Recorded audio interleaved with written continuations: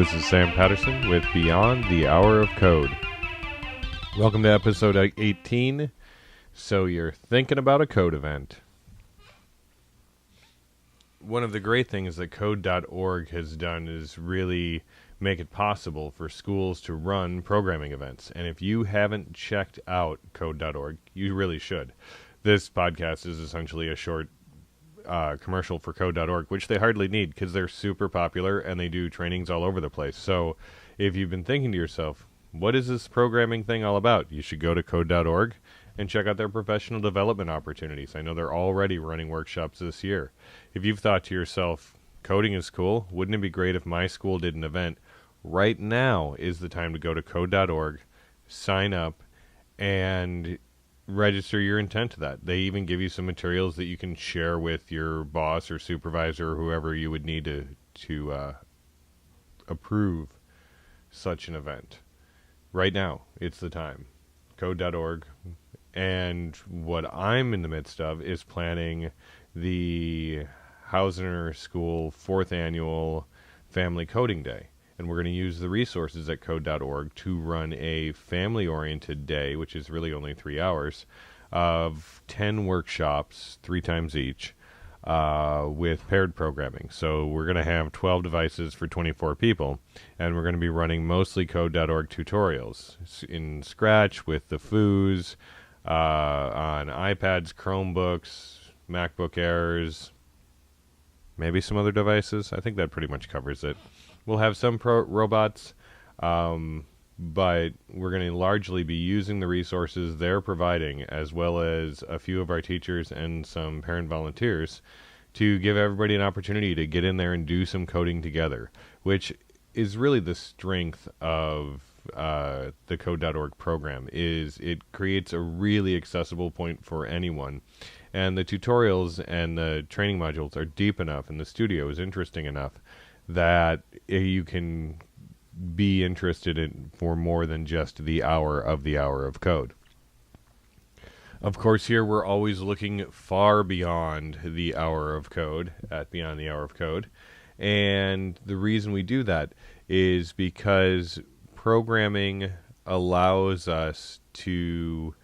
It's a tool that we give students for creative self-expression. And if we can use Hour of Code and some cute little puzzles to get our administrators to think, hey, programming, yes, that certainly is popular. We should do that. That's all the better, because once we've got it, we can say, look, we need to continue to support this because this is the learning it can drive. I taught my pre-Ks today, my pre-kindergarten class. These kids are 4. And they were working with Scratch Jr., and they made the cat dance. They added another character. They made it dance. We figured out loops. We figured out how to change colors. And they're working through this. And this learning exercise is also giving them the tools to depict things they're interested in.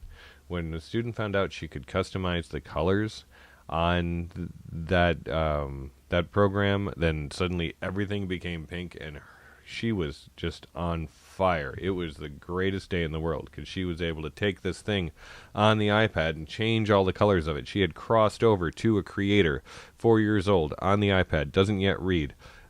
She's programming on the iPad, and she's figured out that she can take control of those sprites and make them look exactly like she wants them to look. Day made. I went home. No, I didn't go home. I had lunch duty and all kinds of stuff. And there's a burger truck anyway. What's important is that opportunity for that student to really connect and feel that empowerment came through this programming activity. And when I was talking to the teachers and told them that they could do things like audio recording in this activity, they were really excited because a lot of our speech development, we're working on getting kids to keep talking. And there's a microphone button right there. So if you can click on that microphone and tell it the thing that you need to tell it very clearly so it records it well, then we can all hear it, and we can all hear how well it records and how well it sounds, which gets students in that practice of listening to make sure that they're sounding like they want to sound, and they're making the choices that allow them to be understood clearly.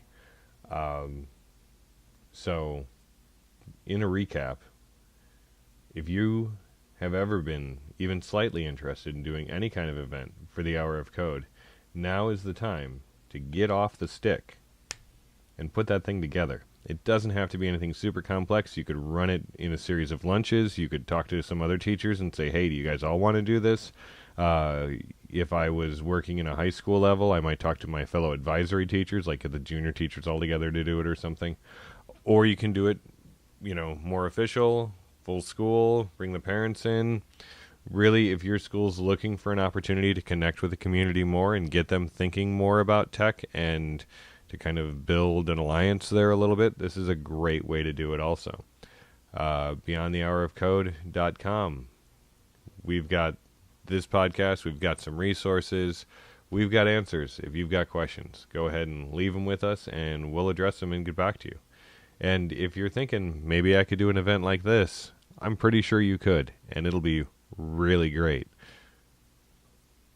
I'm Sam Patterson for Beyond the Hour of Code.